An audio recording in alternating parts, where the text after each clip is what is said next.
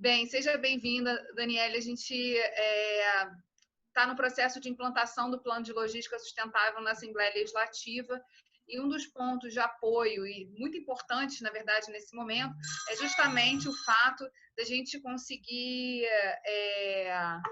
ter o apoio da Rede Legislativa Sustentável, que é essa rede formada pelo TCU, pela Senado e pelo Senado.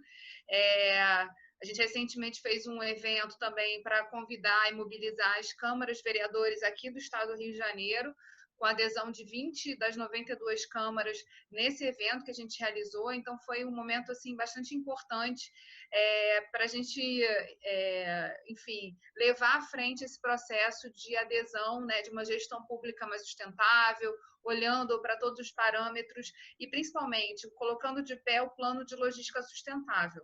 A gente sabe que, como plano, às vezes é muito mais fácil botar no papel do que implementar. Hoje, a ideia é ouvir um pouco da tua experiência, né? Você que é palestrante, pesquisadora em socioambientais do Senado Federal, para você compartilhar com a gente aqui um pouco da tua experiência, como é esse processo, principalmente como é que a gente consegue mobilizar os atores para trazê-los para o nosso lado, no sentido da implementação, como é que a gente consegue fazer com que as pessoas entrem nesse novo paradigma. E aí, assim, a ideia justamente falar um pouco mais sobre esse tema. Bom dia, é um prazer tão grande estar aqui, né? Apesar de a gente estar assim numa situação atípica, né, para todo mundo, mas eu acho que a gente vai conseguir pelo menos conversar um pouquinho sobre o tema, para poder motivá-los a construir o plano de logística sustentável dentro das câmaras municipais e dentro da própria LERJ, né? Eu trabalho com o PLS desde 2014, né? Vou fazer 6 anos.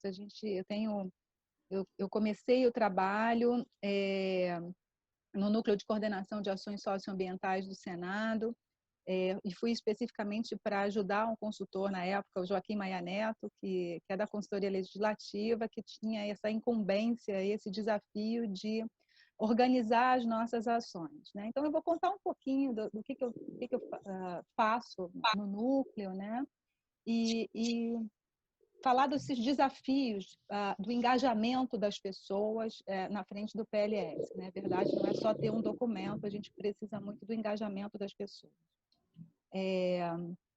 Vocês têm várias, vocês além de precisar, além de ter uma vontade de elaborar um plano, vocês também têm uma obrigatoriedade normativa, né? Eu andei lendo a legislação ontem de vocês, então é importante a gente também se atentar a isso. Bom, como é que funciona, como é que funcionou no Senado essa experiência do plano de logística?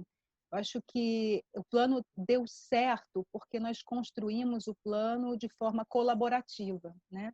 É claro que ele foi startado pela diretoria da casa, né, com o aval da diretoria da casa, que determinou que uma comissão se organizasse para elaborar esse plano. Mas eu acho que a comissão em si, organizada, ela foi muito importante no sentido de envolver as pessoas, as unidades, escutar, né? A gente teve um momento de escuta sensível das diferentes unidades da casa para saber onde nós iríamos chegar. É claro que a gente tem toda uma estrutura para a organização desse documento, né? A gente tem as etapas de elaboração, mas essa escuta nesse primeiro momento foi especialmente importante. Além dessa escuta dos servidores, a gente também se envolveu no sentido de determinar as ações que nós já tínhamos, né? Sem desprezar aquilo que a casa já desenvolvia, né? Então, acho que esse é o momento mais importante, né? Quando você organiza esse primeiro momento de uma comissão gestora, por exemplo, é de escutar os servidores, escutar até que ponto a gente pode se envolver com as ações a curto, a médio e longo prazo, né? E definir colocar no papel aquilo que a gente já desenvolve, né? E ser um pouco mais arrojado, né? Audacioso no sentido de dizer, olha, a gente está aqui, mas a gente pode fazer um pouco mais, né, daquilo que a gente já desenvolve. Assim, de um modo geral, eu acho que nesse primeiro momento, eu acho que a gente tem que seguir a estrutura daquilo que está no normativo de vocês, né? Na lei, ontem eu olhei a lei de vocês, a 10.453 de 2018, né? Que traz de forma muito semelhante aquilo que está na resolução do CNJ, né? Por exemplo, um detalhamento de como a gente deve elaborar o plano, o roteiro de elaboração, como é que esse tema se insere dentro da administração pública, né? Então, criar os núcleos, né, ou as unidades socioambientais, né, aquelas casas que não têm, organizar primeiro essa estrutura para depois startar o processo dentro da casa. Uma das coisas importantes, né, sobre a criação do núcleo, a gente teve observando uma série de iniciativas de diversos poderes, casas legislativas, o próprio judiciário, né, que está muito mais avançado na implementação dos planos por uma obrigação do Conselho Nacional de Justiça, justamente assim, como é o melhor formato do que você tem observado, do que você tem tido contato. Na sua opinião, o ideal é criar um departamento dedicado a essa temática dentro da casa ou mobilizar os diversos departamentos que vão ter que prestar contas e desenhar esse plano e principalmente monitorar os indicadores e esse comitê trabalhar de forma colaborativa e, enfim, no fornecimento e na construção desse plano? Bom, vamos pensar de duas maneiras. De um modo geral, acho que o Rio é um caso à parte, porque vocês têm uma legislação que orienta a criação das unidades socioambientais dentro da administração. Então, isso está na norma, né? Isso a gente tem, são os passos que a gente tem que efetivamente seguir, sem, obviamente, inviabilizar a elaboração de um plano, né? Às vezes uma unidade é muito pequena e não tem como criar essa estrutura mínima, né? Mas a gente tem que lembrar que isso é uma obrigatoriedade normativa. Bom, isso especificamente aqui no estado do Rio, né? De um modo geral, vou dar o exemplo do Senado, né? No nosso histórico de núcleo socioambiental, nós tínhamos uma comissão de servidores que voluntariamente, que era a comissão do Senado Verde, que voluntariamente servidores se engajaram para desenvolver e engajar os servidores em ações socioambientais. E depois disso nós instituímos uma política de responsabilidade socioambiental. Isso motivou o Senado Verde, essa comissão esse núcleo de servidores que até então não era uma comissão, contribuiu para que a organização instituísse uma política de responsabilidade socioambiental. Isso foi ganhando corpo e, num segundo momento, nós criamos o núcleo de coordenação de ações socioambientais, né? De ações socioambientais, desculpa. Então, nós fomos gradativamente evoluindo. E esse núcleo, né, ele foi responsável, num segundo momento, pela elaboração do Plano de Logística Sustentável. O núcleo coordenou em conjunto com outras unidades, né? Então, a partir do núcleo, nós criamos a comissão gestora do plano. Então, olha, isso foi gradativo, né? De um modo geral, a orientação é que a gente consiga estabelecer uma comissão gestora que seja capaz de induzir esse processo dentro da casa, né, Geisa? Isso é muito importante. O que não necessariamente no âmbito nacional, especialmente no legislativo, para o executivo e para o judiciário, a resolução do CNJ orienta a criação de um núcleo para coordenar a elaboração do PLS, e no âmbito do executivo a gente também tem uma outra estrutura. No âmbito do legislativo, né, federal, por exemplo, o que a gente tem são as unidades que são responsáveis e instituem as comissões gestoras e que tocam, né, efetivamente esse processo.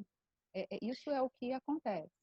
Parte, então, do núcleo, que tem alguns representantes que estão dedicados ali, mas existe uma coordenação com outros departamentos da casa. Assim, a gente sabe que sustentabilidade é uma temática que exige transversalidade, né? É impossível você trabalhar sozinho. O núcleo ele acaba morrendo se não consegue alimentar esses demais departamentos com essa diretiva.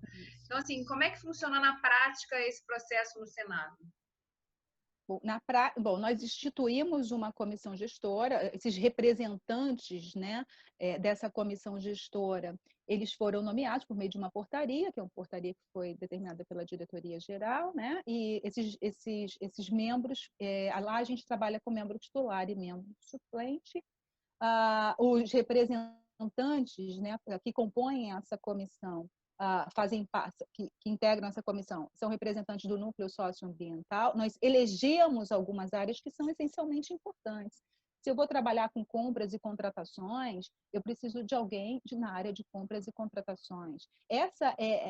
O tema da sustentabilidade trata essencialmente da mudança de paradigma, no sentido de pensar a revisão das nossas práticas e dos nossos processos organizacionais, de inserir um consumo consciente. Então, diante desse cenário, né, de mudança de paradigma, quais são as unidades envolvidas que necessariamente devem compor essa comissão? Olha, eu preciso de alguém de compras e de contratações, porque a gente está inserindo critérios de sustentabilidade que devem ser incorporados. Isso é importante. Um membro dessa área é importante. Alguém do patrimônio, do almoxarifado, né, que conduza esse trabalho dentro da organização, sim.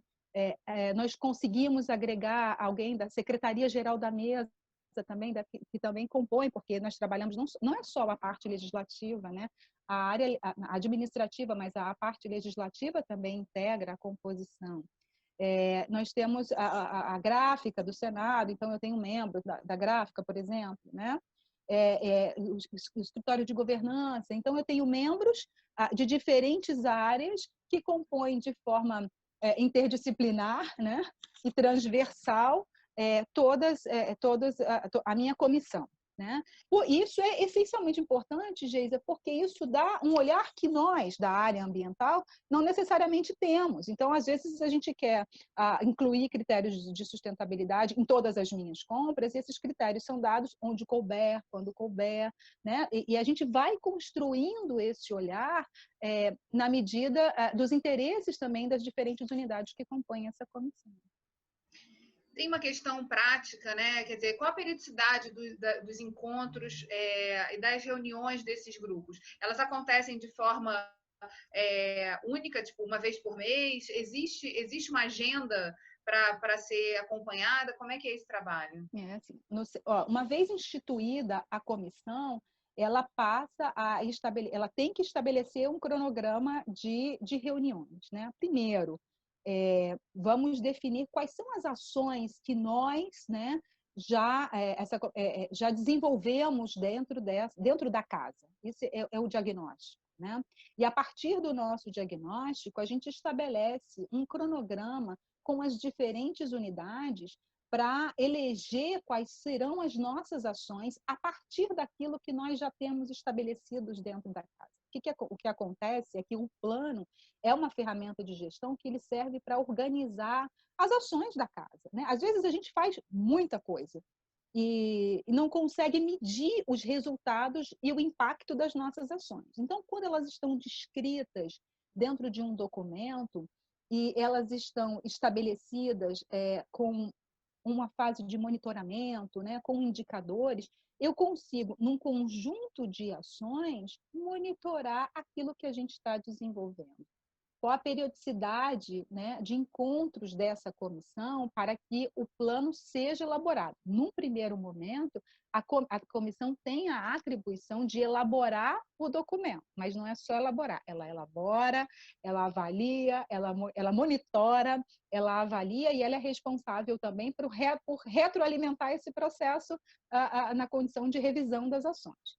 Então, num primeiro momento, para a elaboração de um plano, vou dar o exemplo do Senado, nós demoramos em torno de 1 ano para ouvir as áreas, acolher as impressões das unidades e organizar esse documento. Por que nós demoramos muito? Porque nós precisávamos dos indicadores de sustentabilidade, que até então não havia uma quantidade enorme de indicadores. Então, nós demoramos porque nós construímos os indicadores, o que facilita para as outras câmaras e para as assembleias, porque a gente já teve esse trabalho. Então, se eu quero desenvolver ações na área de energia, qual é um bom indicador? Pô, vou consultar esse documento que já está pronto e disponível na página do Senado e que pode subsidiar. Então, nós demoramos mais porque nós demoramos para construir também os indicadores. Então, no caso de uma Câmara Municipal ou de uma Assembleia, um tempo razoável, em torno de 3 meses, acho que é considerável, né, para a elaboração do documento. Uma das questões que você coloca aí, que eu acho que são muito importantes nesse momento, né, e tem a ver com a especificidade do Poder Legislativo, é que a gente tem os gabinetes parlamentares, que são uma parte importante da casa, que tem a sua lógica de funcionamento independente, porque ela está muito mais atrelada, as pessoas estão atreladas ao mandato, né, e a resposta que precisa ser dada ao processo legislativo, e você tem a parte administrativa da casa, que você consegue monitorar, acessar, conhecer melhor esses indicadores, porque você pode, numa normativa, orientar como deve ser o funcionamento, o que precisa mudar, estabelecer essas metas. Como é que foi esse processo, né? No levantamento de informações? Foi considerado e foi também acionado essa parte dos gabinetes? E como você vê, né, na prática, estudando o tema, mergulhada sobre esse tema, qual é a melhor maneira da gente agir para que a gente possa, de uma vez só, assim, numa onda de mobilização, trazer essas duas partes para trabalharem juntas? Bom, o que eu acho que é importante, e aí, acho que como pesquisador, a gente precisa, a casa, né, a gente só consegue, de um modo geral, o engajamento, uma organização é feita por pessoas, né? Então, elas precisam se engajar em algo que está esposado pela própria organização. Se a organização não declara sua política de responsabilidade, se ela não declara e não comunica, uma coisa é você declarar, nós temos uma política de responsabilidade, mas se a gente não consegue estabelecer estratégias de mudanças, né, nos nossos processos decisórios e produtivos, comunicar aquilo que a gente faz, a gente não consegue a adesão das pessoas, tanto da parte administrativa quanto da parte legislativa. Eu acho que quando a gente comunica que a casa tem um compromisso, como o Senado fez, nós temos uma carta de compromisso, onde o tema da sustentabilidade se faz presente. Anterior à carta, nós temos a nossa política de responsabilidade. O que a gente fez, né, adotou como estratégia? Nós adotamos a forma de comunicar que nós temos uma política de responsabilidade socioambiental para a casa como um todo, indistintamente. Porque as ações, elas também impactam nos gabinetes. Quando eu trabalho por exemplo, a redução dos copos, a substituição dos copos plásticos por copos biodegradáveis, e a diminuição do quantitativo desses copos que são disponibilizados para as áreas, isso também impacta na parte legislativa. Isso comunica, né, uma atuação da casa sobre a estrutura como um todo. Não tem muito essa diferença. Eu acho que os gabinetes, os mandatos são sazonais, né? Eles têm um prazo de validade, mas a casa, quando comunica que tem uma política, ela é para a vida toda. E se tratando de sustentabilidade, esse é um caminho sem volta. Então, se a gente comunica... Agora, a gente tem uma coisa que é importante, não adianta só a gente comunicar uma vez e não estar sempre reforçando esse compromisso. Eu digo, a Alerj tem práticas, realiza atividades na área ambiental. Isso precisa estar sempre muito claro, né? O tempo inteiro sendo comunicado, sendo vinculado. Mudou a legislatura, vamos continuar esse processo, porque quem chega e encontra uma casa já pronta, ela não é que ela se molda, mas ela tem mais respeito, né, à proposta, e talvez você consiga um aliado nesse processo de engajamento das pessoas que estão chegando aqui, né? Eu acho que comunicar o que a gente faz possibilita a adesão das pessoas, né? Mas não é só comunicar, estar sempre ativo com aquilo que a gente faz, sem voltar, sem retroceder. Eu tenho uma política de substituição de copos descartáveis, essa política vai permanecer porque ela está lá no plano. Não adianta comprar agora e na próxima, não vamos mais comprar porque não adianta mais, né? Vamos mudar, vamos voltar a comprar copo de plástico. Não, não pode. Tem que ser firme no propósito. Em relação a essa questão da comunicação, né? Existem muitas formas de comunicar uma política ambiental. Tem desde a carta do compromisso, que eu acho assim, fundamental, mas tem também o avisar, o falar, o notificar a respeito dos avanços que a gente vai conseguindo a partir do estabelecimento das metas. Então, por exemplo, se num ano a casa conseguiu reduzir uma quantidade significativa do uso de copos, como é que a gente comunica isso, né? De que forma a gente pode ter aí um painel de quantos dias sem usar determinado recurso. Isso está no escopo de vocês? A comunicação da casa, ela atua também com esse viés de comunicação institucional? Como é que vocês mobilizam essa força para poder continuar informando, né? A gente sabe que no dia a dia do legislativo, 1 milhão de coisas acontecem ao mesmo tempo agora, né? E às vezes é difícil dar conta de informar e comunicar tudo o que está acontecendo e até acompanhar mesmo, né, esse movimento. Então, como é que vocês, do núcleo, imbuídos dessas informações, como é que vocês trabalham isso com a comunicação da casa, com o pessoal da comunicação institucional? Como é que isso funciona? Acho que a gente tem várias frentes de trabalho, né? Porque trabalhar com educomunicação, né? Isso é o que a gente faz, né? A gente só não comunica, a gente é uma comunicação educativa, né? Que possibilite a reflexão do servidor sobre as mudanças que a casa está propondo. E logo que a gente começou, eu vou dar o exemplo, vamos adesivar os interruptores tem que apagar a luz. Aquilo todo mundo faz, todo mundo. Quem nunca viu na sua frente um adesivo? Ao sair, apague a luz, desligue o computador, né? Mas se a casa não toma medidas, né, no sentido de dizer, olha, nós estamos atentos à redução do consumo de energia. O que nós fazemos para reduzir o consumo de energia na casa? O que nós fazemos para reduzir o consumo de água na casa? Então, a proposta é sempre estar reforçando aquilo que a casa está desenvolvendo. Nós reduzimos o consumo de água, colocando redutores de pressão na saída de água dos reservatórios, né? Então, nós conseguimos uma redução do consumo de água, né? Quase em torno de 20%. Então, isso foi uma medida de dizer, puxa vida, a casa está fazendo, então vamos colaborar com a nossa iniciativa, né? E aí a gente usou para coleta de resíduos, por exemplo, a comunicação elaborou uns storyboards, né?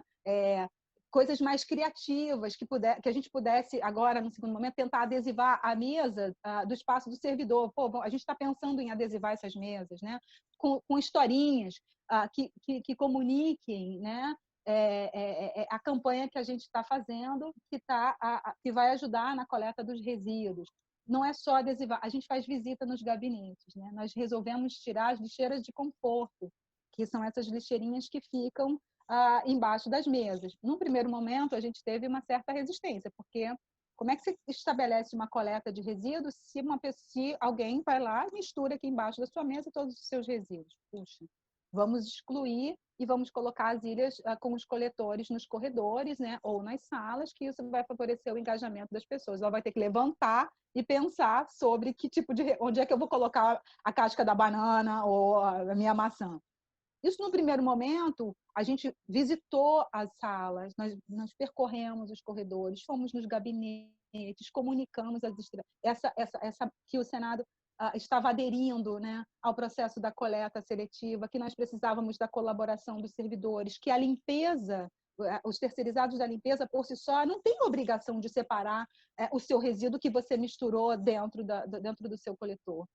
Então, a gente foi e eu fiz isso, eu visitei, por exemplo, uma sala do RH, e nós estávamos com alguém da limpeza, né? E ela falou, vai ser muito melhor, porque agora sem coletor no chão, eu não vou ter que ficar toda hora baixando, né? Então, a gente foi envolvendo, isso vai favorecer o trabalho de quem está na ponta, né? Coletando o resíduo. Eu acho que quando a gente pensa em estratégias para comunicar o nosso trabalho, não é só colocar na intranet ou colocar só num adesivo.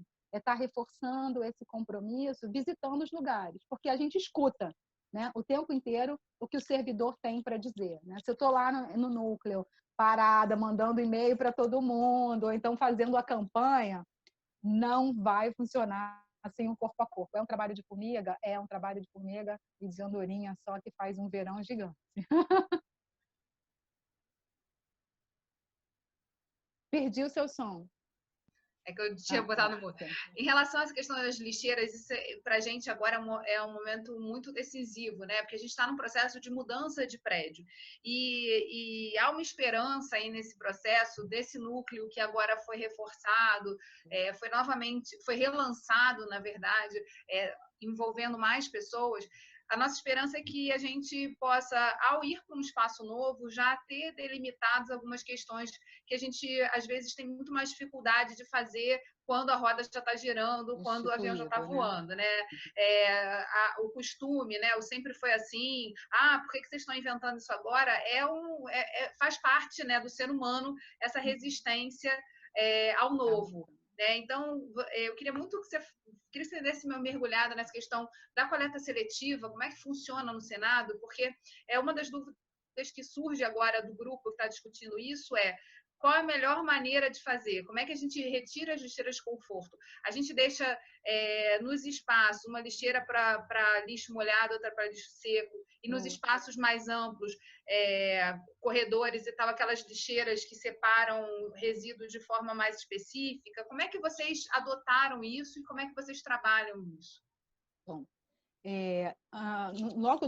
alguns anos atrás, nós tínhamos um modelo de coleta, né? De coleta não, de coletores, né? Era um preto e um branco, era o seco e o molhado.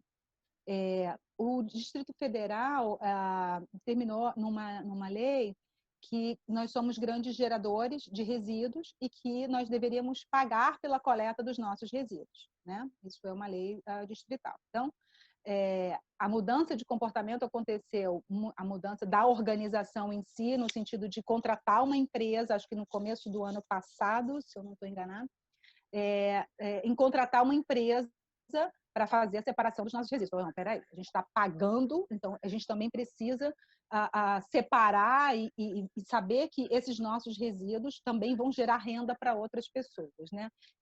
O que a gente pode agregar, que pode facilitar também para o servidor e o que a organização pode fazer. A gente já tinha determinado um modelo de coleta do padrão, né, internacional, com os coletores coloridos. Nós fazemos as aparas de papel, a gente tem uma empresa que faz toda essa coleta das aparas. Então, as aparas de papel, por exemplo, né, isso já está muito do papel reciclado, é tudo muito, muito amarradinho. Então, se você falar de papel, os servidores, de um modo geral, conhecem. Não, papel vai para a empresa que coleta. A borra de café, por exemplo, nós começamos a comunicar porque a gente usa a borra de café no viveiro, porque a gente produz, faz o composto, né? E faz a produção de mudas também. Então, a borra de café vai para a compostagem. Então, quando você vai para o gabinete e vai para a parte administrativa e fala, olha, vamos separar a borra de café, vamos colocar um coletor de café, a gente está também instituindo, isso aqui está indo para a compostagem, a gente está dando um ciclo, contribuindo para um ciclo final da gestão de resíduos. Então, bom, de um modo geral, como é que funciona? A empresa coleta os resíduos, né? A gente paga pelos não recicláveis, né? Que vão lá para o aterro. E os recicláveis são também encaminhados com a destinação correta pela empresa. A gente faz coleta de eletroeletrônico dentro do Senado, a gente tem uma parceria com uma ONG que leva o nosso eletroeletrônico e faz aí uma destinação social, né? Para esses equipamentos que são descartados também.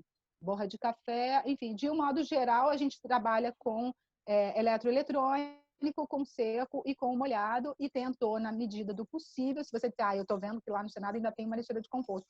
Obviamente que ainda vai ter, mas de um modo geral, nós recolhemos essas lixeiras e trabalhamos com a coleta do orgânico e do não orgânico e o eletroeletrônico.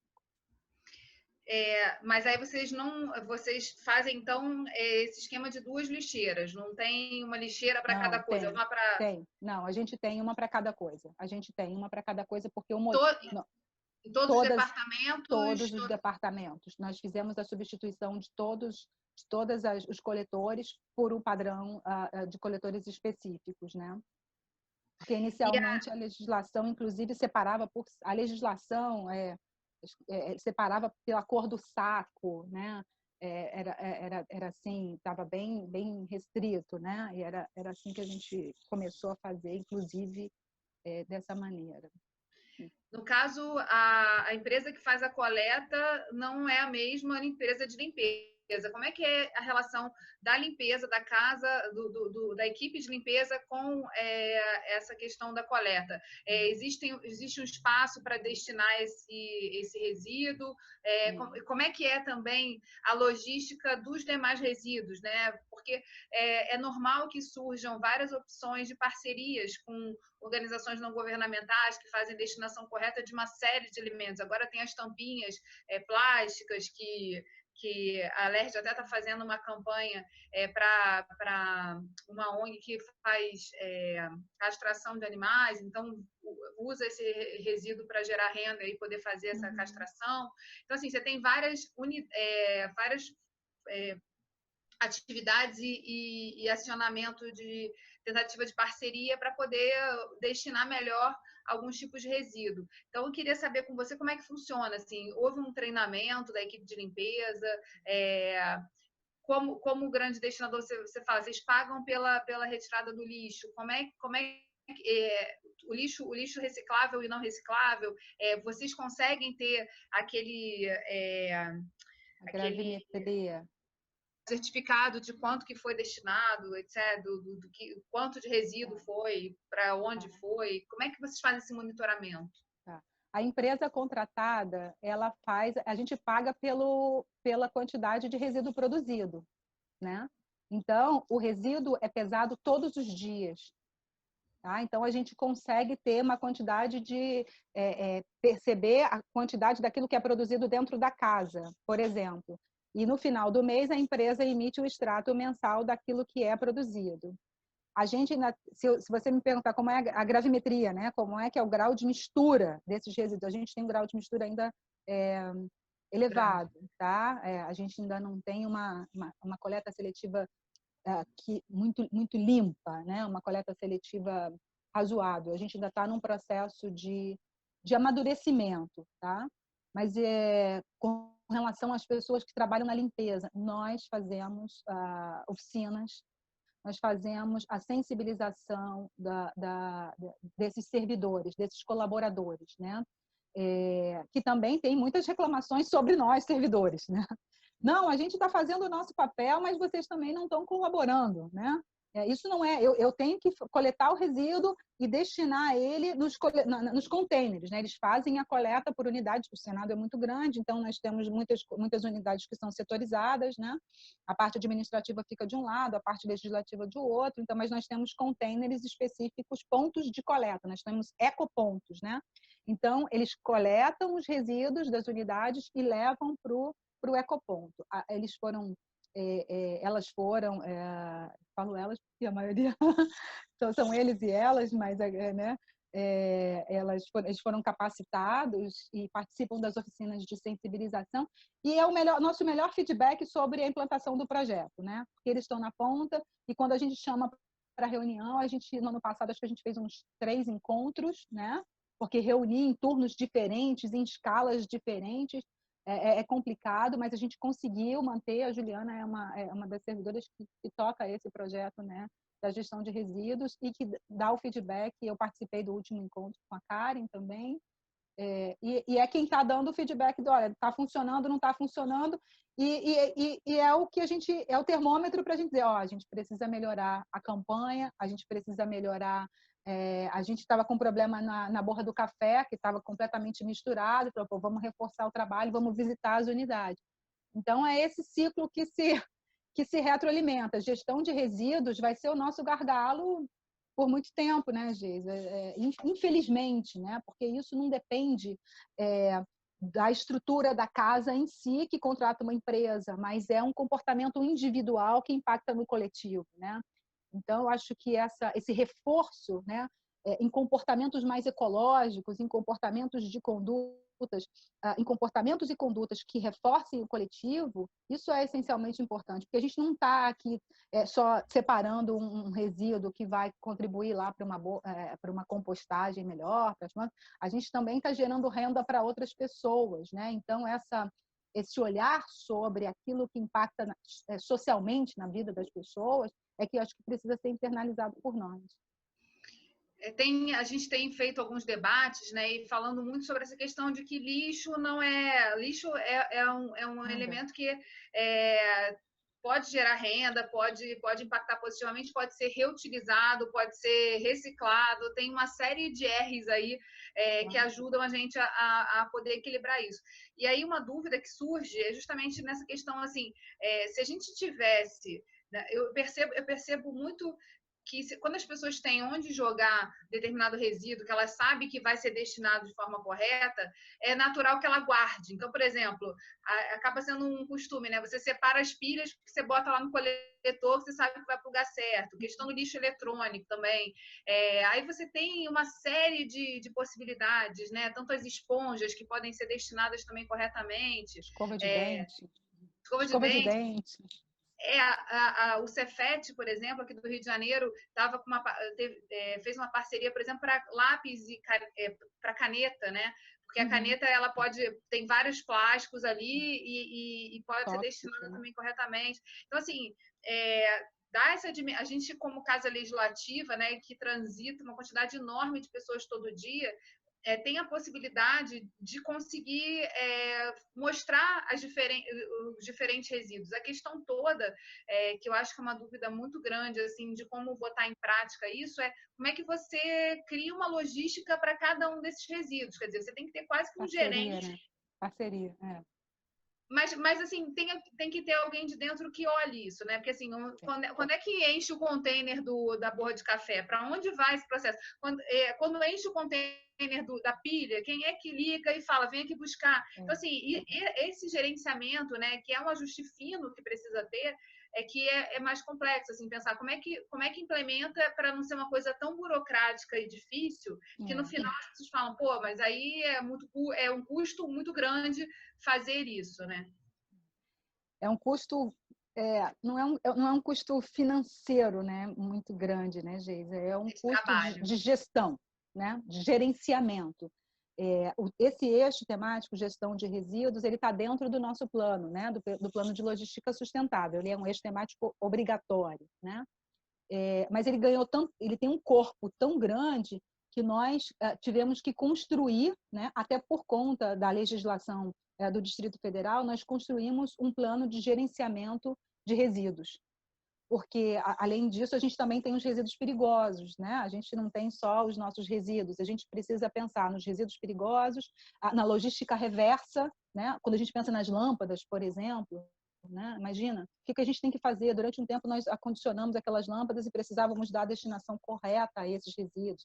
A gente tem uma estrutura ainda que atende, a gente não tem mais uma parte não é uma unidade hospitalar, a gente ainda tem uma estrutura, né, de saúde ali dentro que atende, então precisa, né, de um olhar, eles têm um plano próprio. Então, assim, mas o núcleo como responsável, né, eu não digo especificamente dessa parte da área de saúde, porque eles fazem a gestão da área de saúde, eles precisam atender às normas, mas nós, né, da área administrativa, que conduzimos, por exemplo, a gestão de outros resíduos, nós destinamos uma pessoa que faz esse monitoramento, por exemplo, para saber se o papapilha está cheio, né?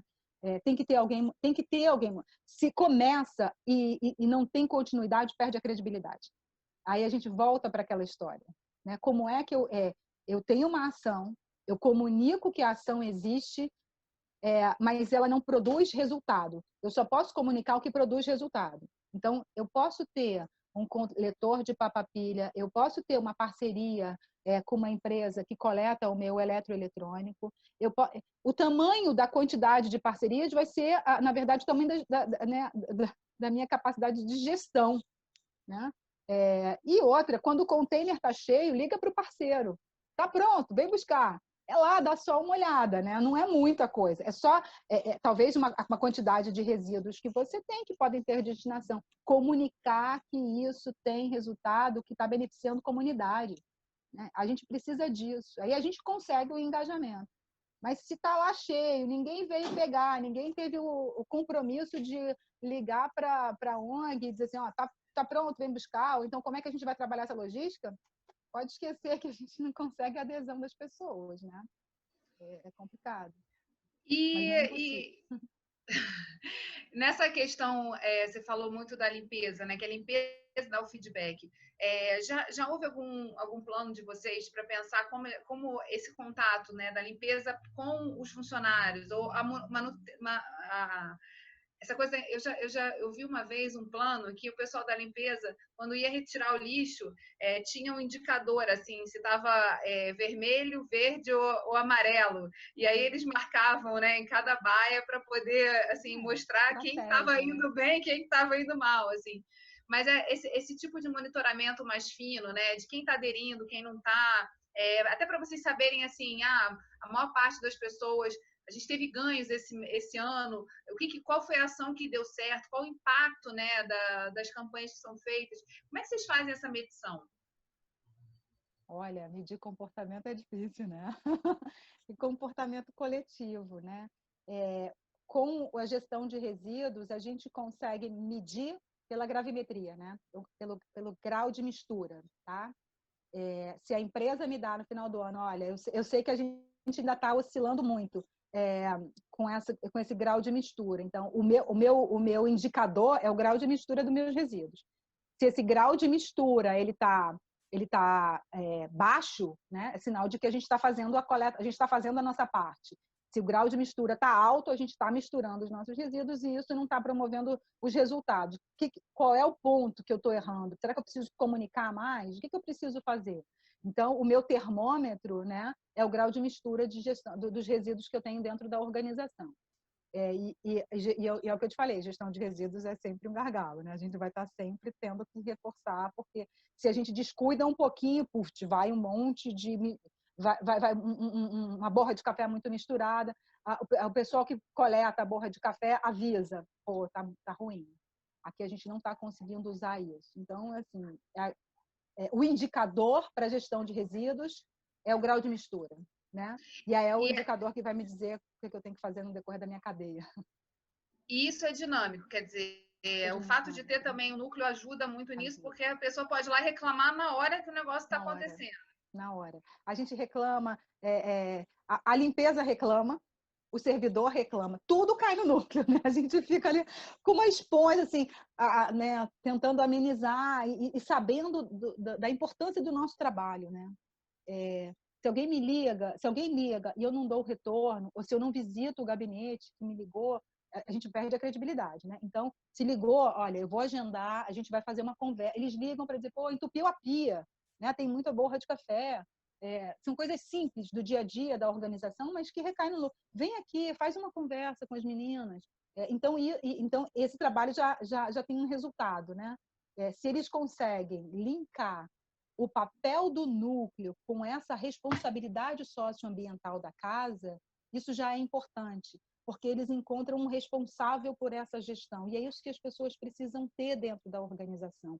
Esse vínculo de saber para quem eu ligo se eu tiver um problema ou uma dificuldade. Quem vai me ajudar a gerenciar esse problema dentro da organização? Independente de ser gestão de resíduos, energia, água, tem um vazamento, não tem, para quem eu vou ligar? Então, quando os servidores conseguem entender que tem uma gestão da casa e uma unidade responsável, da importância, né, daquilo que a legislação de vocês traz no escopo, né, que é a criação de um núcleo ou de uma unidade socioambiental, é porque ela é o embrião, né, que vai vincular todas as ações de sustentabilidade, que vai fazer com que essas ações fiquem orbitando ali, que vocês passem a ser uma referência. Então, se eu não tenho uma comissão, e aí a gente volta para o início da nossa discussão, é assim, eu tenho uma comissão, essa comissão ela pode estar vinculada, mas as pessoas precisam entender que existe alguém responsável por essa atribuição e por estartar essa mudança de paradigma dentro da organização.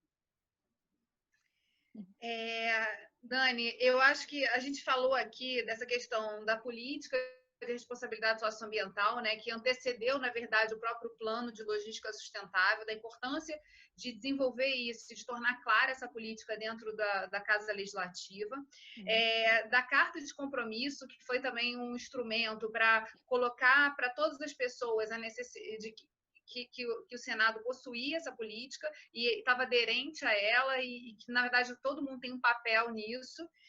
E a própria construção do plano, que com vocês funcionou de uma maneira... tem um núcleo, né, que é a referência para tudo isso e um trabalho transversal com as diversas comissões, departamentos gestora, né?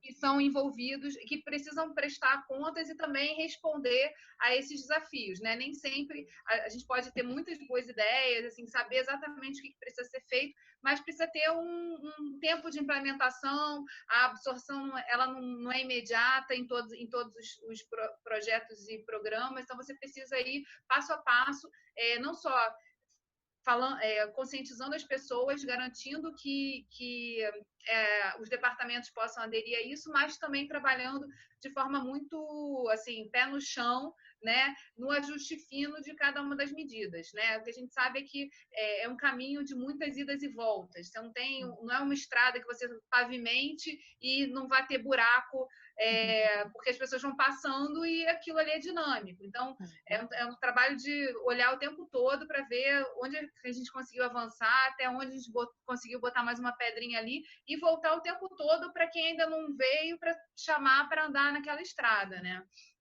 Eu queria que você falasse aqui um pouquinho, a gente falou especificamente da questão das lixeiras, né? Quer dizer, da importância de tirar a lixeira do conforto de perto das pessoas, para que você possa fazer um movimento de conscientização a respeito da separação, né? Do que é lixo seco, do que é lixo molhado, e da dificuldade também da implementação da coleta seletiva, né? Como é que a gente pode... tem que mobilizar diversos departamentos e pessoas. A limpeza tem que ser um aliado muito forte, consciente do que está fazendo. Os departamentos também precisam olhar.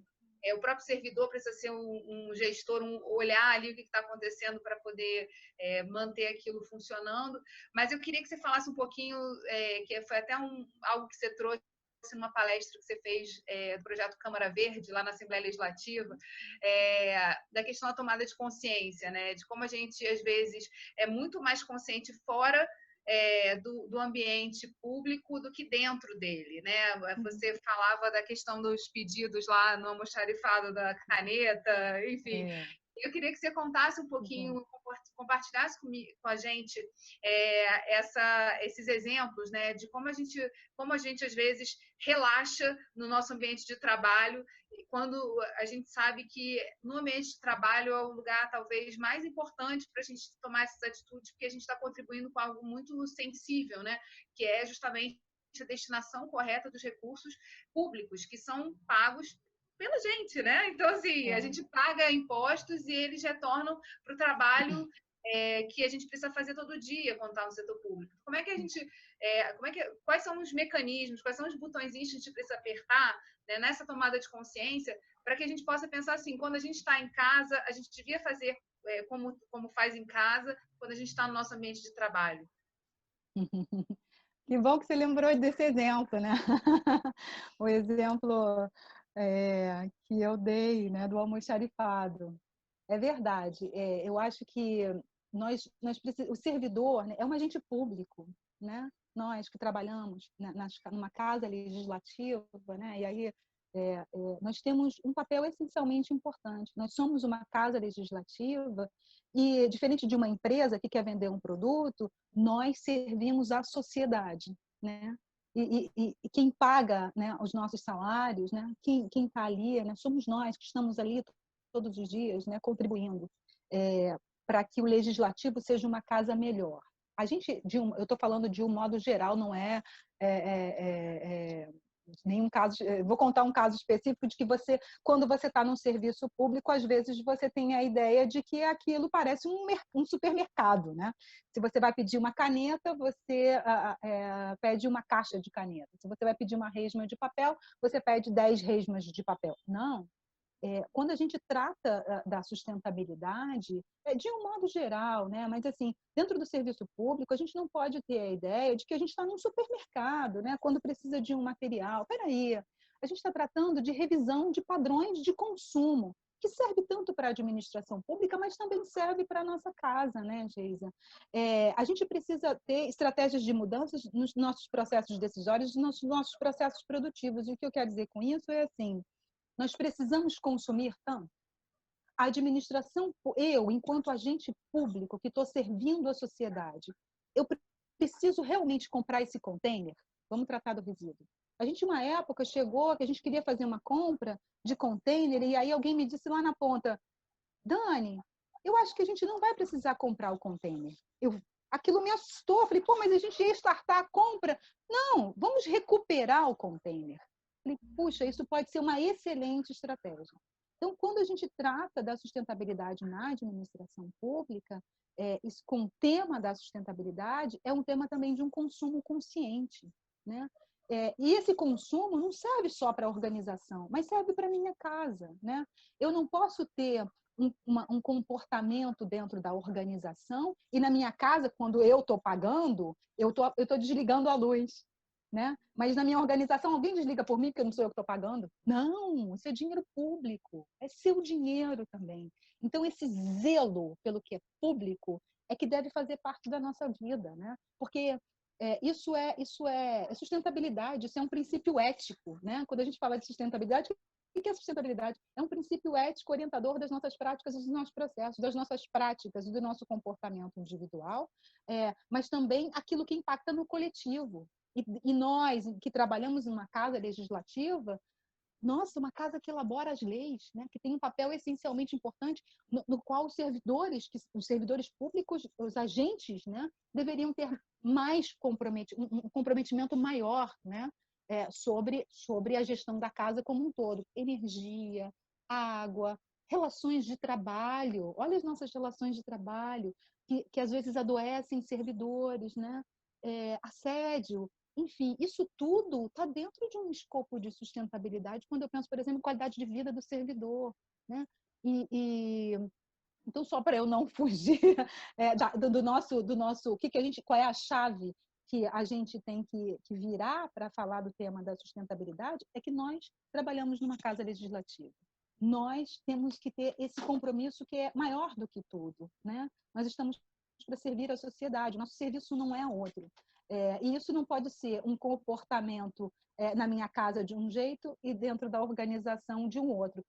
Mas, como eu falo, mas a sustentabilidade é um tema bom, né? Ninguém quer ser contra o meio ambiente, todo mundo quer salvar o planeta. Eu sempre digo isso.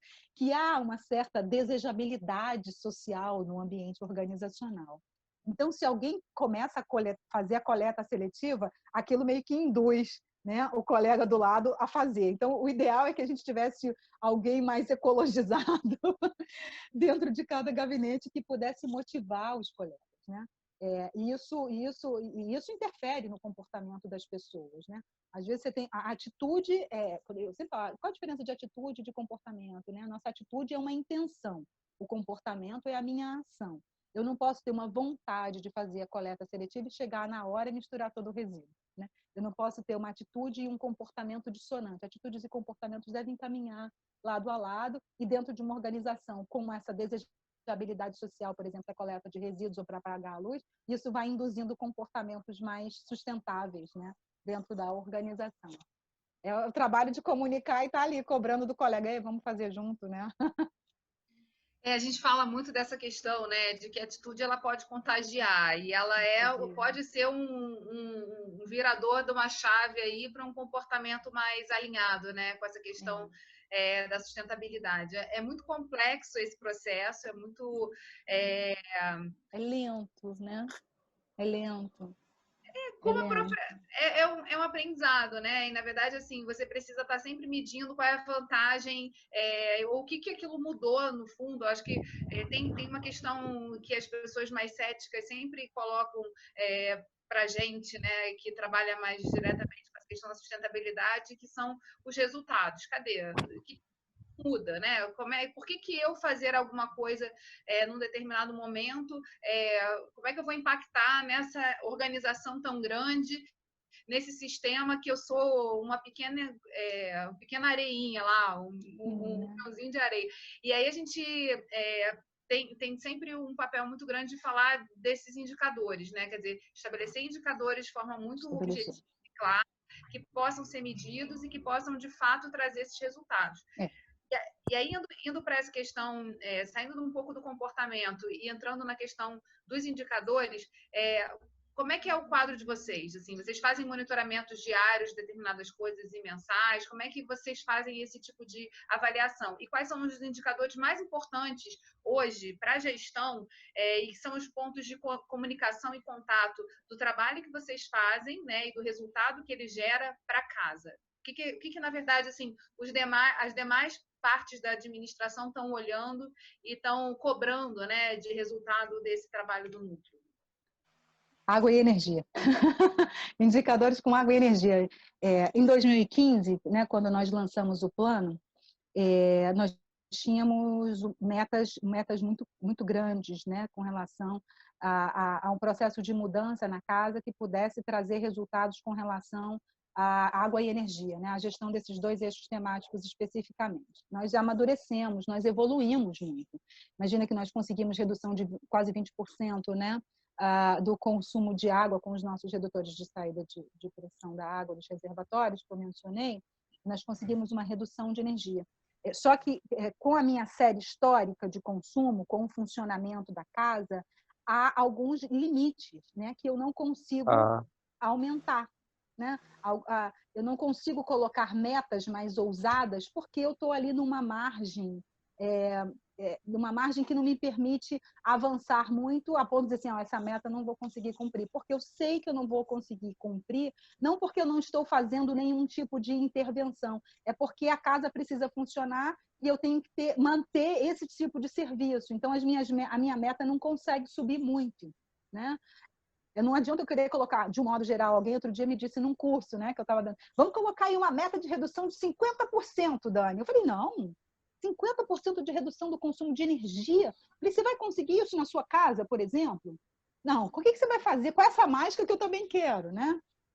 Então, a gente precisa ser ousado a ponto de ter eficiência do gasto público, né? A ponto de estabelecer metas que contribuam para a eficiência desse gasto, a ponto de promover um consumo consciente, mas eu sei que eu sei até onde eu posso chegar, né? com as minhas intervenções, né? Mas, de um modo geral, o gasto com esses dois eixos temáticos, num primeiro momento, foi o que norteou, né, o trabalho do plano. Nós tínhamos, na nossa primeira versão do plano, em torno de 11 eixos temáticos. Hoje, nós temos eu estou na terceira versão do nosso plano de logística sustentável, e olha que inversão grande nós tivemos. O eixo que nós temos, a nossa maior quantidade de ações, é o eixo de qualidade de vida do servidor. Nós incluímos um eixo de educação ambiental.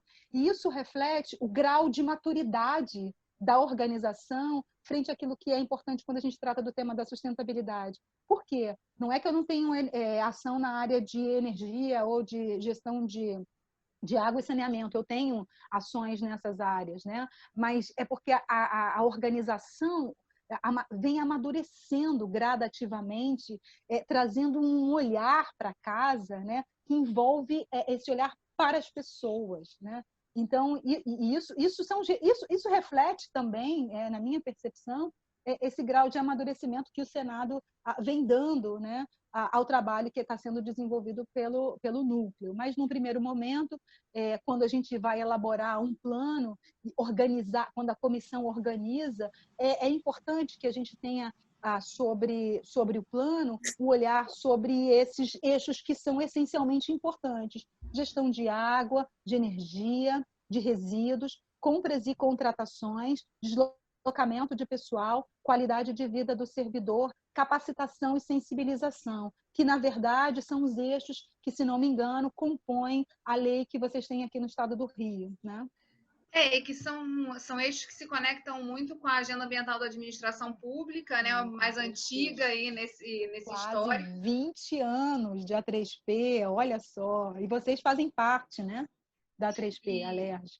Exato, e que na verdade, quando você fala como é que a gente pode responder a cada um desses eixos, né, com ações, muitas vezes a gente tem dificuldade numa organização de mapear onde cada um desses eixos opera, né? Porque, por exemplo, se você for falar de qualidade de vida no ambiente de trabalho, se você for falar da ergonomia, etc., o pessoal de compra tem que estar envolvido para poder olhar e colocar isso como parâmetro. Você tem que falar muito da saúde. Então, como é que essa saúde é monitorada dentro da organização? Né? A gente sabe quem são os servidores que têm problemas de pressão alta, de obesidade, etc. Como é que um processo de orientação dentro da casa pode acontecer? Então, tem uma série de pequenos ajustes que precisam ser feitos, né? E eu acho que eu acho que na evolução, né, dessa questão da implementação da sustentabilidade na administração pública, o que eu vejo é que você vai criando referências, as pessoas precisam saber para onde elas podem desaguar aquelas ações que elas eventualmente já tomam no seu departamento e que podem se somar nesse grande plano aí de melhoria assim das pessoas, né? A gente, em qualidade de vida no ambiente de trabalho, quando foi implementar a 3P na LERJ, a gente sempre falava assim, gente, a gente precisa trabalhar essa relação, né, do meio ambiente e do meio ambiente. Então, se alguém está mais saudável, está olhando mais para a sua saúde, está se alimentando melhor, está entendendo um pouco mais do seu sistema, consegue trabalhar melhor e consegue também absorver esse compromisso com o outro, porque está se sentindo cuidado, né? Eu acho que é um pouco de a gente entender o absenteísmo saúde, né? Quantas pessoas estão adoecendo dentro do ambiente de trabalho? Será que a organização favorece um ambiente saudável, né, para os seus servidores, para os seus colaboradores, né? Esse olhar da casa para da administração da casa, né, para o servidor faz toda a diferença, né? Se eu tenho, a gente tem um programa, né, o programa que faz a ginástica laboral, se a gente tem um programa de acolhimento, a gente tem a campanha do assédio, que são iniciativas da casa para olhar para o servidor. Programas de deslocamento, o Carona Solidária tem uma pegada bacana, que quando você dá carona para alguém, compartilha o carro, você também compartilha histórias de vida. Eu acho isso bacana, né? Você não vende carro, você vende carona e ainda compartilha um pouco do seu dia com um colega de trabalho. Tem uma vaga destinada especialmente para você, né? Então, quando a casa vem de bicicleta, vamos vir junto de bicicleta, vamos correr, vamos fazer uma atividade. Isso tudo favorece essa harmonia do ambiente de trabalho, que é tão importante. Se a gente parar, quanto tempo você fica dentro da LERJ? Quanto tempo a gente fica dentro do Senado, né? A gente entra mais 7h30, quando você dá, olha, meu Deus do céu, 7h pouco da noite, você precisa ir embora. Né? E se deixar, você fica porque você gosta. Eu, se deixar, eu fico lá. Falei, meu Deus, né? É tão bom essa interação com as pessoas, com colegas. Às vezes sabem mais da sua vida, né, do que seu pai, da sua mãe, que está lá longe, né? Você está ali compartilhando as coisas. Então, ter um ambiente de trabalho saudável para que as pessoas possam compartilhar a sua experiência. Esse olhar que a gente fala também da ecologia humana, né? Olhar para si, tentar essa harmonia, que também é um pouco de harmonia espiritual, né, na forma como dizer, mas o que a gente chama de, dentro da academia, de ecologia humana, né? A ecologia humana tem uma referência conceitual. Esse olhar para si promove bem-estar comigo e, com certeza, bem-estar com o outro. E isso é importante quando se estabelece a relação do eixo temático da qualidade de vida. Tem uma outra questão, assim, a gente falou muito dessa possibilidade de desenhar planos, mobilizar pessoas, trabalhar essa questão da comunicação como um ponto importantíssimo no processo. Tem alguma coisa que a gente está esquecendo aí nesse caminho de mudança, assim, que precisa estar lá no nosso mapa, né, para que a gente, ou na nossa lista de recomendações, para a gente pensar assim, como implementar isso, como começar a fazer. Eu falo, você falou muito da lei estadual, né, que a gente tem uma lei estadual que já dá um pouco o caminho de como isso tem que ser feito. E aí eu acho importante, assim, para além da lei, entendeu? Entender a criação do núcleo como um ponto assim, de mudança mais ampla, mas experimentar eu acho que é muito importante na sustentabilidade também, né? E ouvir as pessoas, que foi algo que vocês falaram, né? Que vocês passaram um ano trabalhando essa questão das conversas, ouvir as pessoas, entender qual é a lógica de funcionamento para que a gente possa não só criar um núcleo e esse núcleo ficar meio perdido lá no meio da estrutura. Então, como é que você cria também essas referências e faz isso acontecer? Queria que você falasse um pouquinho para a gente sobre isso, né? E da experimentação, né? Do quanto isso é importante nesse processo de construção. Eu acho que a escuta sensível, né, Geisa? Criar um núcleo. O núcleo precisa existir. Assim, eu acho que é uma unidade socioambiental dentro de uma casa legislativa, ela precisa existir, né? Vocês são precursores nessa lei. Eu achei interessantíssimo. A gente está com um projeto de lei, né, em tramitação no âmbito federal, enfim, que está na Câmara dos Deputados, e que ele foi aprovado no Senado, né? Ele foi aprovado na Câmara, está na Câmara, na CCJ. Não, a gente está acompanhando a tramitação dessa matéria. Ela foi aprovada por unanimidade na CNA. É possível que seja aprovado na CCJ e deve ir à sanção. Bom, mas vocês têm um normativo muito rico, né? Muito robusto. Ontem, quando eu vi que para elaborar o plano vocês precisam da criação do núcleo, eu falei, puxa, fiquei orgulhosa. E o núcleo é essa unidade de escuta sensível, né? A gente começa primeiro estruturando o núcleo com pessoas que têm afinidade com o tema, né? Porque são as pessoas que vão estar dispostas a elaborar o plano, mas com essa capacidade de ouvir o outro. Ai, meu Deus, isso é um diagnóstico importante, né? Identificar quais são as nossas ações. O primeiro passo da comissão gestora ou do núcleo instituído, na ordem que vocês estabeleçam, né? Organizar aquilo que vocês já têm. Eu tenho certeza que vocês têm um plano pronto. Quando eu vejo, né, a cartilha de boas práticas, as ações que vocês já desenvolvem, né, porque vocês já aderiram à A3P. Então, vocês têm um conjunto de ações que precisa de um caminho muito pequeno para existir num formato de plano, né? Essas ações já estão estruturadas em eixos temáticos. Esse diagnóstico, que é o primeiro passo da comissão gestora, é fazer uma lista das ações. Pronto, uma lista de ações. Dentro dessa lista de ações, classificação em eixos temáticos. Depois de classificação em eixos temáticos, diante daquilo que a gente já tem, que é esse panorama geral, onde a gente quer chegar. Às vezes, o que vocês estão fazendo já atende, de alguma maneira, os objetivos que vocês devem cumprir, que é a inserção do tema da sustentabilidade na administração. Então, às vezes, a gente precisa só startar o processo.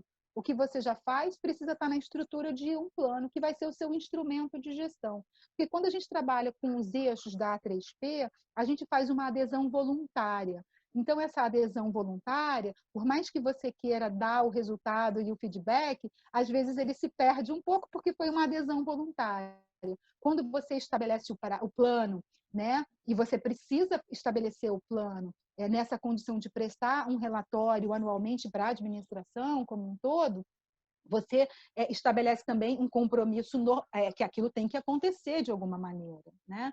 Então, olha só o papel da comissão, a escuta sensível, primeiro a organização dessas ações, que é o nosso diagnóstico. Fizemos o diagnóstico de tudo aquilo, uma lista, sabe? Como se fosse um brainstorm.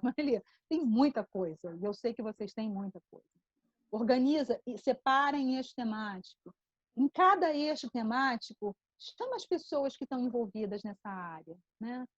Vamos conversar com essas pessoas. Será que a gente faz, o que a gente faz dentro de cada eixo está bom? Será que a gente pode melhorar? Será que a gente pode ser mais arrojado, né? Mais avassalador, mais Isso pode? Isso cabe? Não, acho que a gente precisa ir mais devagar. Vamos mais ponderado, né? Vai estabelecendo esses parâmetros. Qualidade de vida, deslocamento. Nós tínhamos 11 eixos no nosso primeiro plano de logística sustentável, tecnologia da informação, TI verde. A gente, em 2015, quando a gente começou, a gente queria conquistar o mundo, né? Porque o tema exige essa ambição. E no decorrer desse processo, o que a gente percebeu é que a gente pode sim conquistar o mundo, né? Mas a gente precisa de estratégias mais sólidas, né? De informação consistente, que permita ao gestor a tomada de decisão. Porque a gente é sonhador. Quem trabalha com sustentabilidade, né, gente, você sabe disso, a gente é sonhador. Mas eu lembro que outro dia eu participei de uma reunião e era para uma tomada de decisão e ele me disse, tudo bem, a gente vai precisar diminuir a quantidade de papel, mas quanto a gente consome de papel? Qual a quantidade de resmas? Eu falei, não, você queria startar uma ação, mas você não tinha um histórico, né? Então, eu falei, não, peraí, eu preciso munir o meu gestor de informações para que ele possa tomar decisões. Isso é importante quando a gente pensa que um plano, ele é um plano de logística sustentável. Ele tem que ter a ideia do começo, do meio e do fim, né? Se a gente for pensar em consumo, a gente está pensando o tempo todo em consumo, né? Nesse primeiro momento. A tomada de decisão sobre o que eu tenho e onde eu quero chegar, né? Se eu vou reduzir o consumo, ótimo, mas qual é o meu histórico de consumo de copo, de papel, de caneta, de itens que eu quero reduzir no meu almoxarifado? Nós temos agora, nessa última versão do Plano de Logística Sustentável do Senado, uma série de despadronização de itens do almoxarifado. E o que é isso? Nós implantamos o processo eletrônico e, em razão disso, uma série de itens, né, que nós consumíamos passaram a ficar obsoletos, por exemplo, né, com a implantação do processo eletrônico. Puxa, por que você vai comprar pasta suspensa se a gente não tem mais processo? Furador de papel, carrinho de processo. Então, chegou o momento nossa, a gente precisa rever esses itens. E isso é um pouco do que a logística traz, né? De pensar a cadeia do começo ao fim, os ciclos do produto, o que eu estou comprando lâmpada, o que vai acontecer com o descarte dessa lâmpada, né? De onde veio, qual foi o elemento que participou, não estou falando nem cadeia produtiva, estou só pensando no descarte dela, no ciclo de vida dentro da organização. Então, pensar que a comissão tem que estar sensível a escutar as pessoas, as áreas que estão envolvidas, porque eles é que sabem como isso acontece no dia a dia. Nós ajudamos a sonhar uma organização melhor, mas eu não tenho domínio, né, sobre produtos que a gráfica, por exemplo, no Senado usa, né? Então, quem é o responsável pelaquela unidade é que vai me dizer onde ele pode diminuir ou que tipo de produto ele pode substituir. Então, o papel da comissão é importante, além da escuta, no poder de organização, porque a comissão gestora ou a unidade responsável, no caso a comissão gestora, vamos pensar no papel da comissão, a responsável por organizar todas essas ações, respeitando as especificidades das áreas que estão envolvidas. Você falava que vocês começaram com 11 eixos. Hoje são quantos? Acho que a gente está com 9, se eu não estou enganada. Né? Não, acho que 9. 8 ou 9. Agora você me pegou. Não, porque a gente tinha serviço de impressão, a gente tinha um serviço de impressão, a gente tinha um eixo de arborização e manutenção de áreas verdes, né? A gente tinha processo de irrigação dentro do Senado, a implantação de jardins com baixa demanda hídrica, né? Em 2015. Não, 2015 minha memória tem que estar boa para lembrar de algumas coisas, mas era basicamente isso, e aí entrava o processo de irrigação, por exemplo, do gramado na frente lá do Congresso, né? Que a gente parou de irrigar. Aí tinha o processo na área de consumo de água, aí também do processo da arborização, da manutenção das áreas, né? Então, esse foi um eixo que saiu, mas que entrou com... Algumas ações entraram, acho que no Ribeiro, não lembro. E o de TI verde, né? Porque a gente começou a compra dos equipamentos com selos, né? Obedecendo aos selos, são ações que, não necessariamente, algumas ações passam a ser incorporadas no processo da casa, né? Comprar equipamento com selo de eficiência energética, por exemplo, isso tem que estar normatizado, né? Então, se normatizou, é uma ação que tem um começo, um meio e um fim, né? Então, ela encerra, beleza. E aí, como ficam as novas compras? Não, as novas compras obedecem já ao novo padrão de estabelecimento de referência, que é a aquisição de equipamentos com selo de eficiência energética, né? Então, ela acaba e outros eixos aparecem, como apareceu agora o da educação ambiental. Acho que a gente passeou aí por muitos itens e você agora fez meio que uma síntese, né, de quais são os passos que a gente precisa dar, assim, também para ser simples para quem está começando, né? A LERJ já estava incorporada lá na Agenda Ambiental da Administração Pública, viu na rede Legislativo Sustentável uma oportunidade incrível de conversar de legislativo para legislativo, né? Porque a gente, às vezes, quando vai conversar com outros poderes, percebe algumas especificidades do funcionamento de uma casa legislativa que são diferentes e que a gente precisa adaptar muitos dos conhecimentos que vêm dessas redes mais amplas e que envolvem os demais poderes. Então, eu acho que ter sido criado em Brasília, né, com as 3 casas, esse processo, a gente poder também agora trabalhar induzindo que outras câmaras vereadores, outras casas, outras assembleias legislativas possam aderir a isso, vai ser um processo, assim, vai ser uma jornada muito interessante, né? E aí você conseguiu passar aqui por todos os pontos, né? Primeiro fazer um diagnóstico, reunir as pessoas que são mais sensíveis a esse tema, que já estão ali com isso perto do coração e que podem ajudar a guiar quais vão ser as prioridades, as medidas e fazer essa escuta sensível de cada parte, né? Do funcionamento de cada área para que a gente possa saber por onde começa, né? E importante essa questão de organizar as ações, de levantar o que já está sendo feito e aí trazer a consciência também de que algumas coisas que a gente já tem incorporado no nosso dia a dia são ações de sustentabilidade, né? Então, assim, que são ações que você pode comunicar muito rápido, que já estão incorporadas, já acontecem. A questão da ambição, né?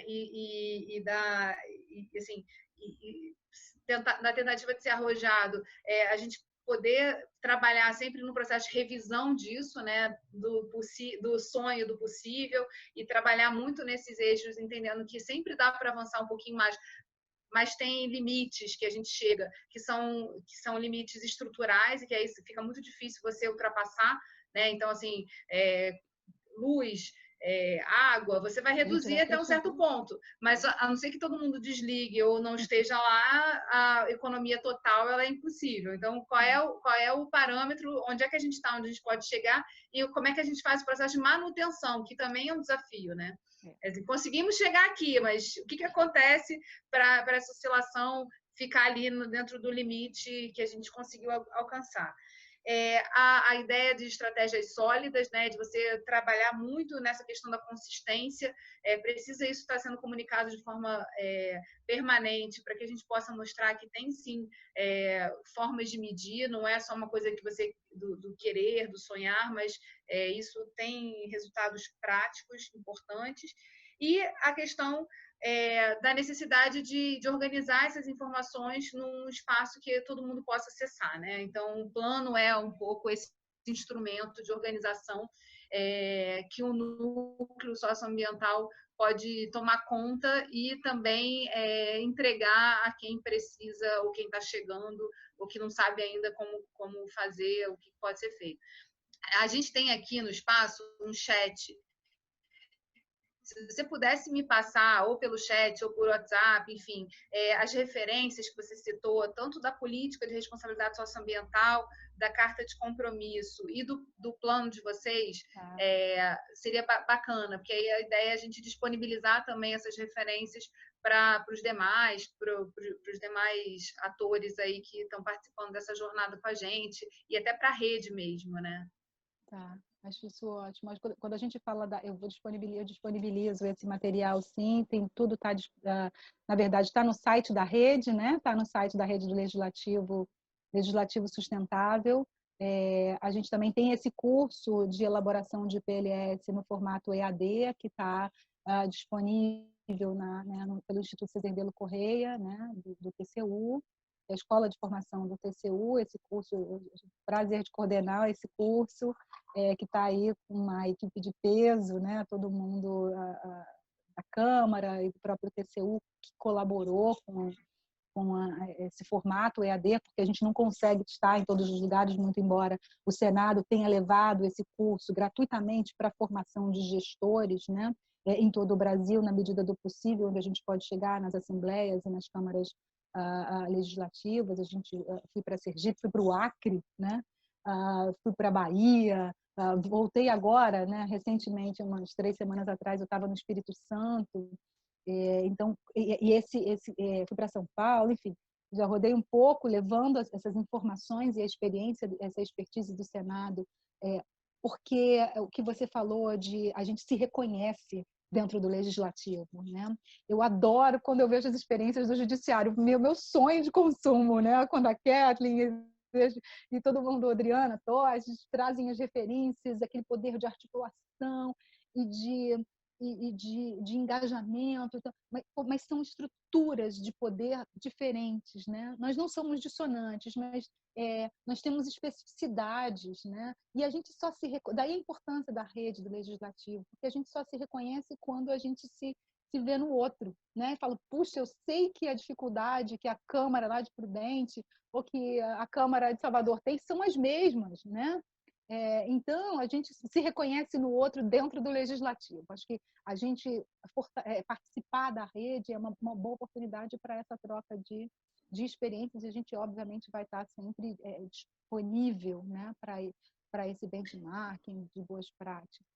Isso é importante. E essa questão que você falou, né? Quer dizer, já existe disponível em formato EAD esse curso do PLS, que foi uma das primeiras iniciativas da rede, o lançamento do curso. E, assim, reforçar nas redes que tem um caminho, né? Que fazer o curso ajuda a você ter todo esse receituário próximo, né?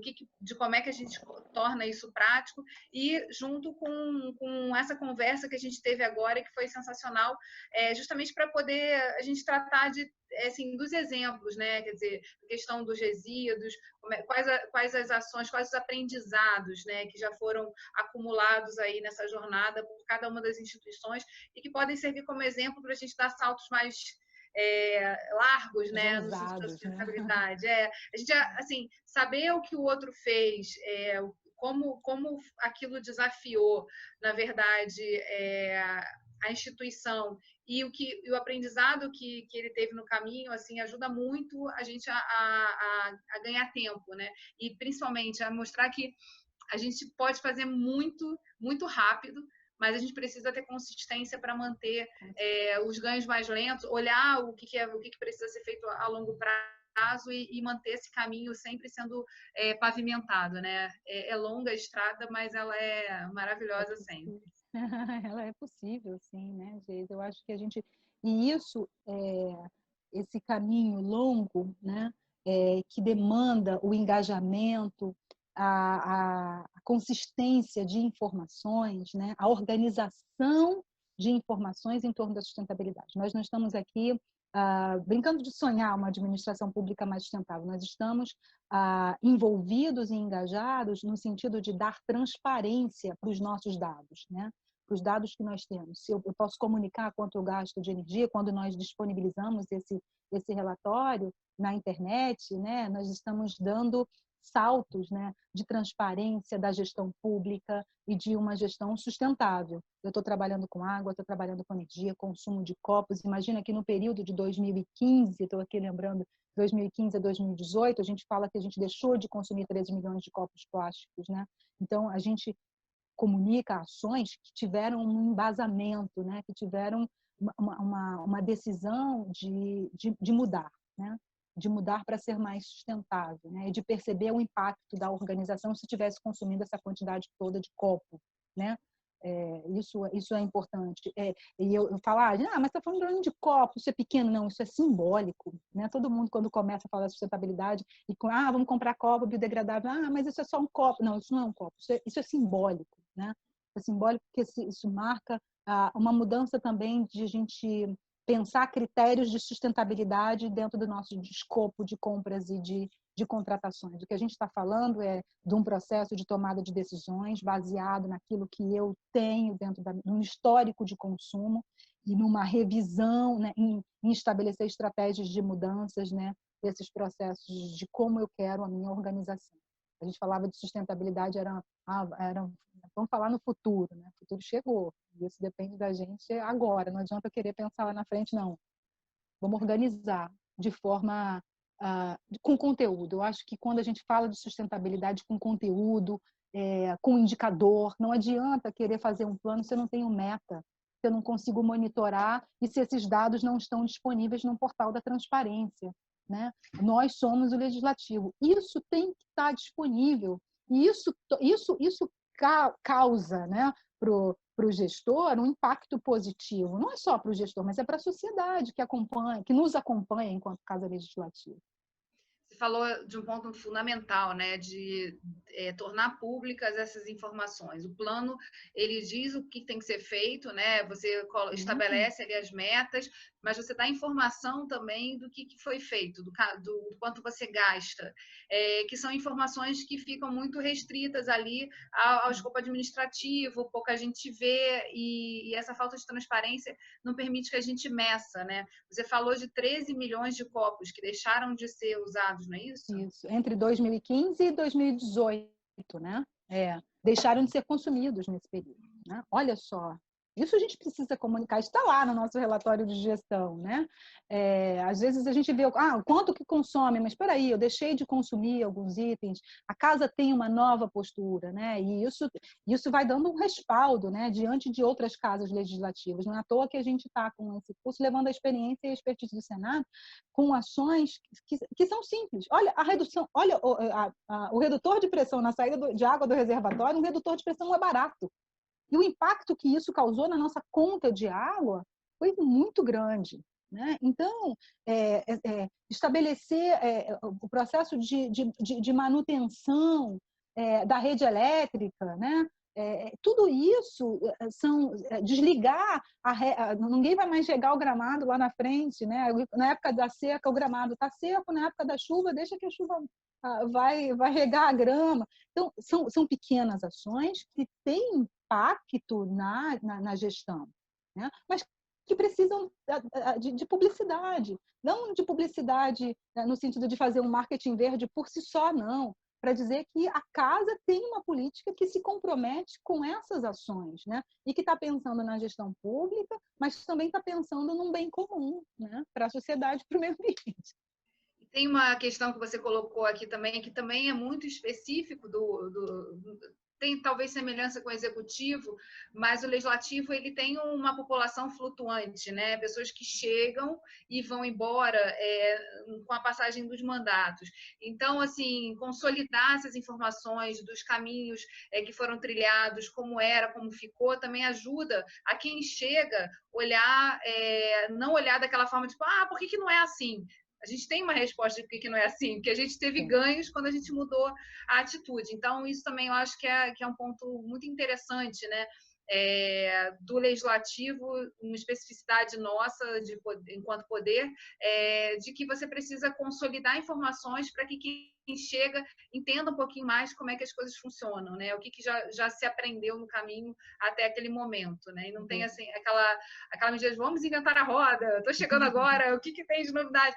Porque tem muito aprendizado no desenvolvimento institucional, né? De qualquer corporação.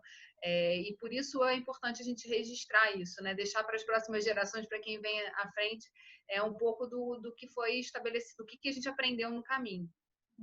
E também a forma da gente comunicar que existe, quando eu falo da Comissão do Senado Verde, né? Foi um embrião. Então, há dentro do núcleo um respeito com a história, de onde a gente veio, né? Eu, quando cheguei no núcleo, eu fui super bem acolhida pelas pessoas, mas havia uma reverência, né? Olha, esses servidores que hoje estão aposentados, a grande maioria deles, são as minhas referências, porque eles colaboraram para a casa e certamente queriam ver esse trabalho continuando, né? Então, se tornou uma identidade muito grande dentro do Senado. Então, eu sei, mesmo mesmo chegando depois, eu sei eu sei um passado, né, que me antecedeu e onde a gente também quer chegar com um legado que nos foi dado, né, e que não caiu assim, nos tornamos uma gestão sustentável, não. Tem muito trabalho para ser feito, para ser construído. Mas quando essa política está instituída, né, ela é mais difícil de ser alterada, né, de ser moldada.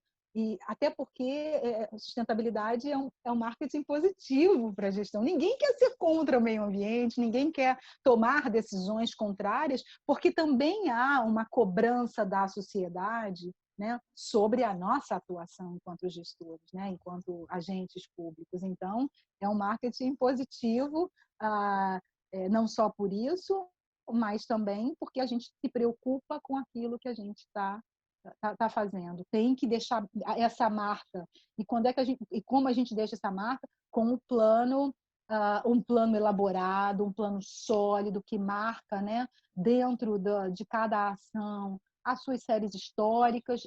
Isso a gente trouxe de diferente nesse plano e que a gente compartilha com a rede, né? Uma planilha que a gente chama de matriz de referência do legislativo, que é um formato comum, é uma sugestão de formato de preenchimento de planilha, que pode ser adotado por qualquer órgão do legislativo e também quem não seja do legislativo, mas que traz informações que são necessárias para o delineamento do escopo das ações que nós estamos promovendo, né? Então, trazer a referência do histórico de cada ação, de consumo, isso também favorece para o novo gestor que chega, né, saber que aquilo tudo está registrado dentro de um banco de dados, né?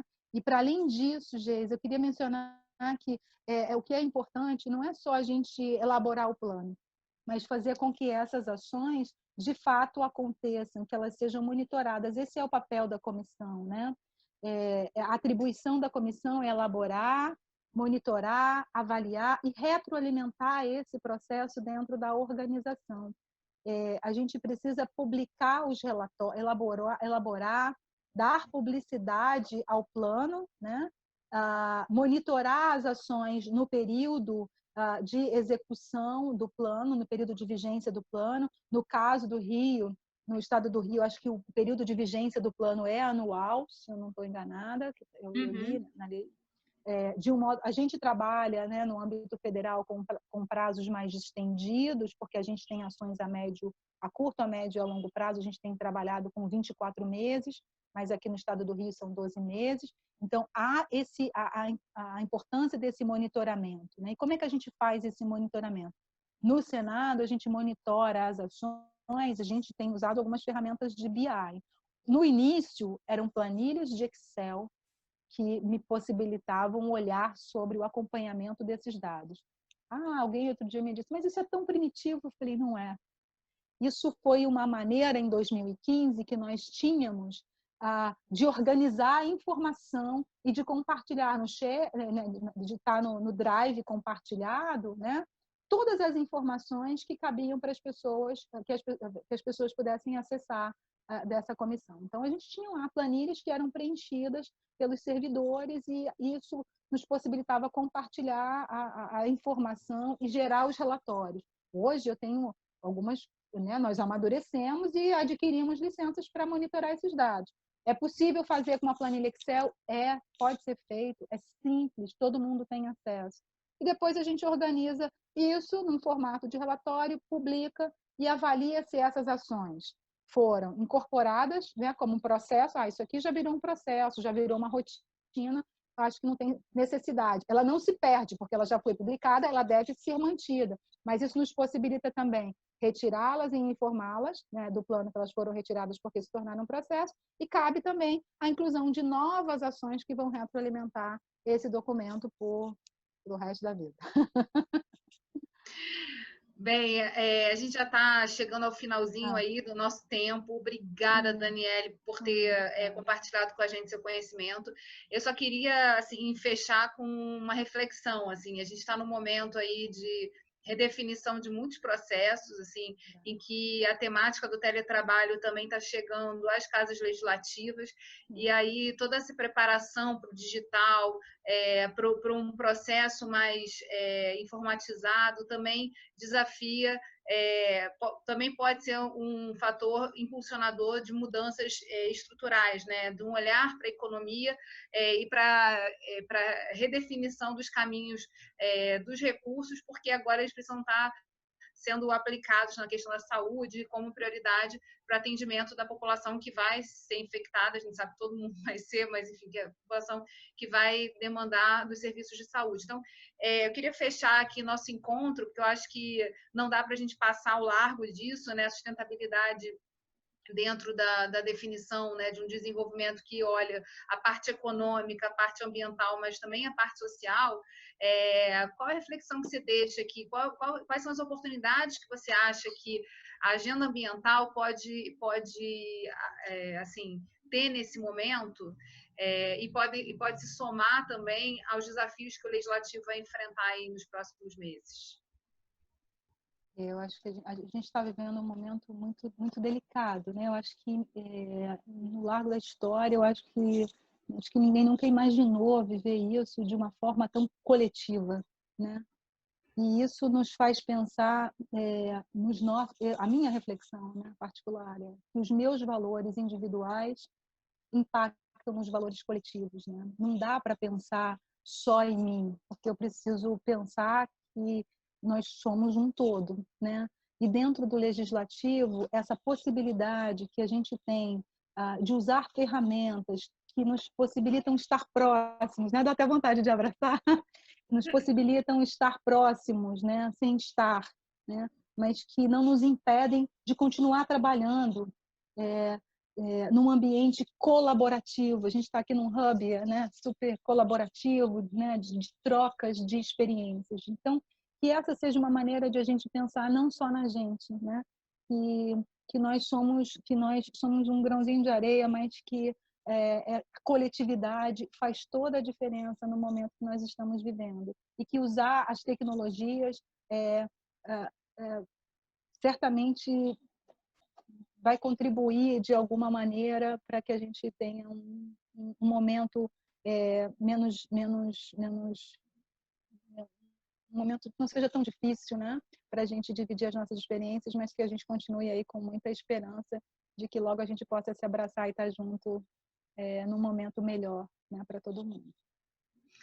Dani, obrigada. E a gente, com isso, encerra essa oportunidade de encontro, mas com certeza vamos repetir mais, assim, quando a gente tiver consolidado o nosso plano para fazer uma troca e uma conversa ativa, assim, de aperfeiçoamento mesmo, porque a ideia também, ao fazer o plano da Alerj, do Alerj Sustentável, é a gente poder compartilhar e trocar, assim, o que pode ser aperfeiçoado, com quem já caminhou tanto nesse processo. Então, muito obrigada pela sua disponibilidade, por estar aqui com a gente e por contribuir também, mostrando que a gente precisa...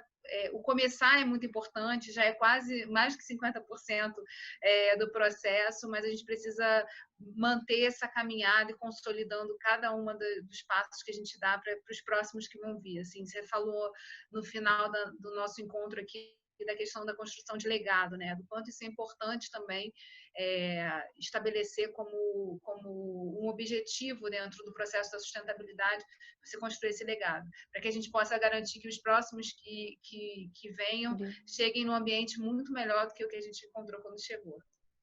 Tenho certeza disso. Vocês vão fazer um excelente trabalho, já fazem um excelente trabalho, né? Só em startar tudo isso, mobilizar as pessoas.